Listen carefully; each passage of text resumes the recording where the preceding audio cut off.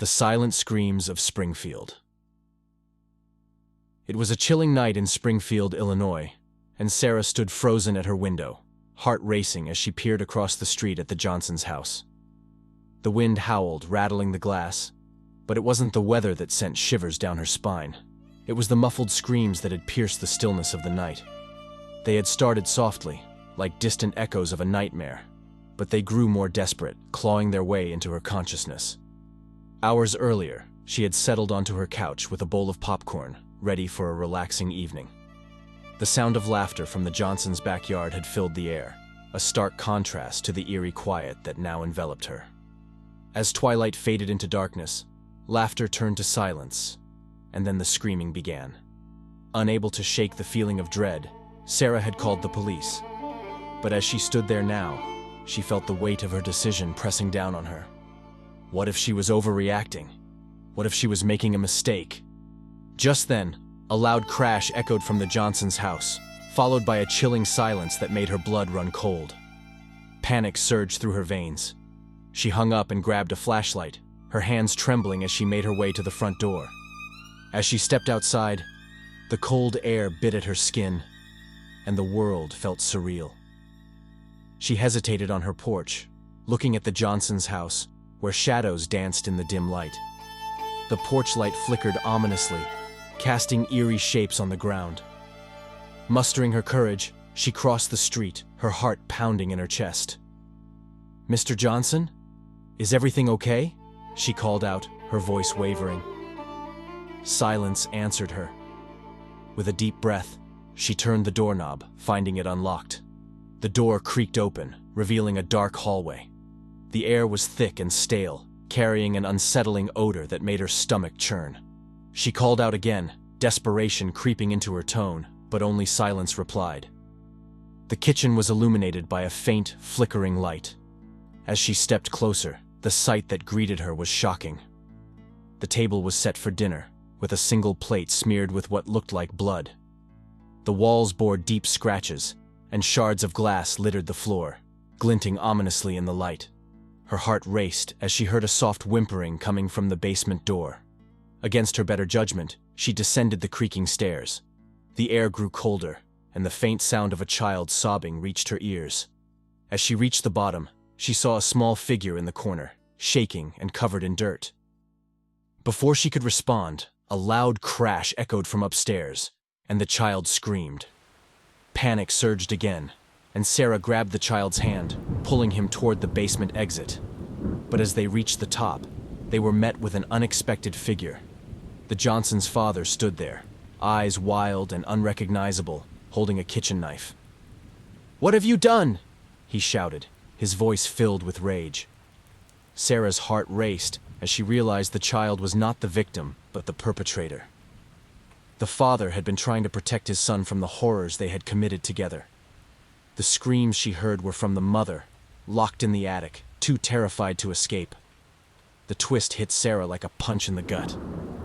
She had stumbled into a web of family darkness that was more horrifying than she could have ever imagined. In a moment of desperation, Sarah turned and ran, the child's hand slipping from her grasp.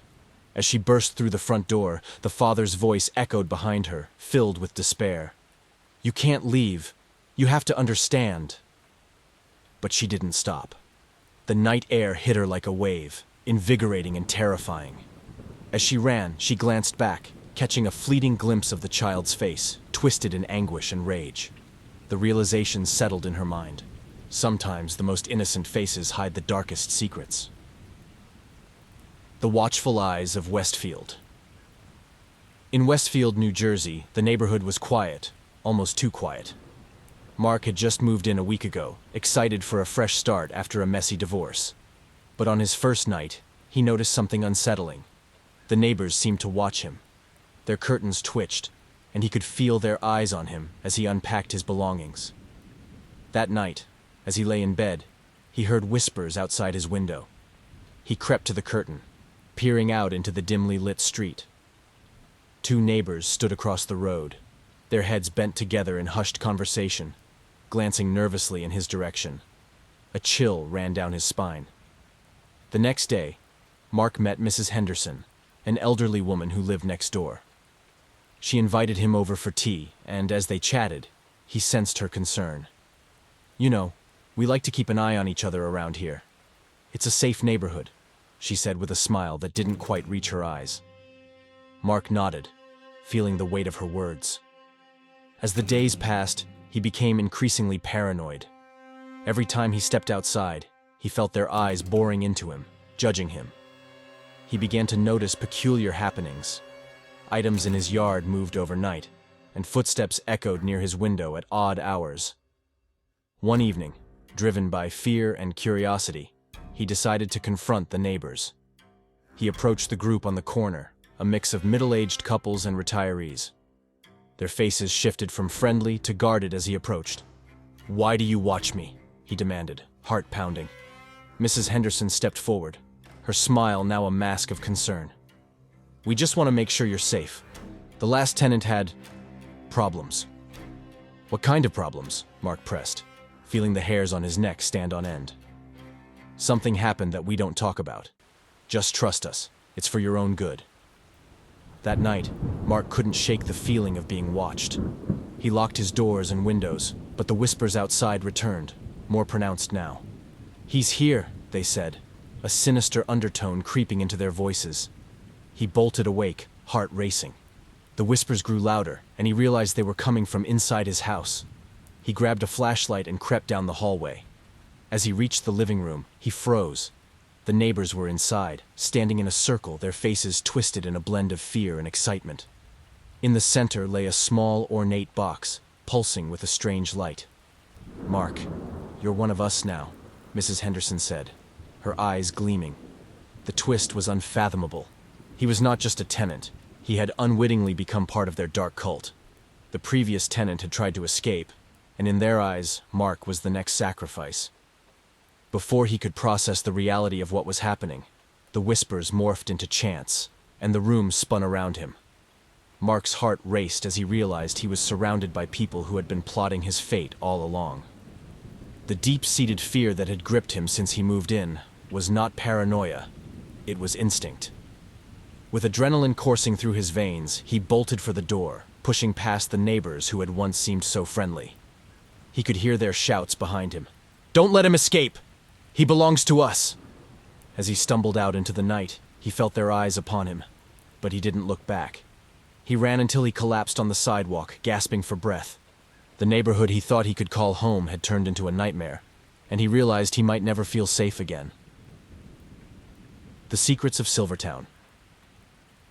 Silvertown, a small town in Washington, was known for its picturesque streets and friendly neighbors. But for Julia, a single mother, the charm quickly faded. It started with odd sounds emanating from the house next door, where the Thompsons had recently moved in. One stormy night, as rain lashed against her windows, Julia heard what sounded like banging and muffled cries. Her instincts kicked in, and she dialed 911. But as she did, the sounds abruptly stopped. She hesitated, glancing at her son sleeping peacefully in the next room. Days turned into weeks, and the strange occurrences persisted. Julia noticed the Thompsons' children, normally boisterous, seemed withdrawn, their faces pale and haunted. She often caught them staring at her from their windows, as if they were waiting for something. One evening, she decided to bake cookies for the Thompsons, hoping to break the ice and uncover the truth. As she approached their front door, she noticed the faint smell of something rotten wafting from inside. The door creaked open, revealing Mrs. Thompson, her eyes wide with surprise. "Hello? What a nice surprise," she exclaimed, but her voice was strained, and Julia felt a chill run down her spine. The living room was dimly lit, and Julia could see the children huddled together in the corner, their faces obscured. "Would you like to come in?" Mrs. Thompson asked, her smile faltering. "No, thank you. I just wanted to share some cookies," Julia replied, stepping back, a sense of foreboding washing over her. That night, Julia found herself unable to sleep. The banging returned, louder and more insistent. Driven by a mix of fear and curiosity, she grabbed a flashlight and crept outside, heading toward the Thompsons' house. As she approached, the door swung open, and Mr. Thompson stood there, his face a mask of fury. "What are you doing here?" he growled. "I heard noises. I just want to help," Julia stammered. Before she could react, he lunged at her, but she dodged and stumbled back, her flashlight illuminating a horrific scene. The children were tied up in the basement, their faces streaked with tears, surrounded by broken toys and old furniture. The twist hit her like a freight train. Mr. Thompson wasn't just a neighbor, he was a predator, and the Thompsons were not a family, but a cover for a much darker reality. The crying she had heard was not a call for help, but a desperate plea for someone to notice. As Julia fled, the weight of her newfound knowledge settled heavily on her shoulders. The neighbors she thought were innocent were monsters in disguise, hiding their true selves behind a facade of normalcy. The next day, she gathered her son and moved away, never looking back. But the memory of the Thompsons haunted her. What if they were still out there, ready to ensnare someone else? The fear of neighbors, once a source of comfort, became a shadow that followed her, lurking in the corners of her mind. As you lay in bed tonight, consider the faces of your neighbors. The smiles, the waves, the casual hellos. They can all mask something sinister. The stories of Sarah, Mark, and Julia remind us that evil can lurk behind the most ordinary of doors. Are they truly your friends, or are they watching, waiting, and plotting? The next time you hear a strange noise or see a flicker of movement in the shadows, remember. Sometimes the real horror lies just next door.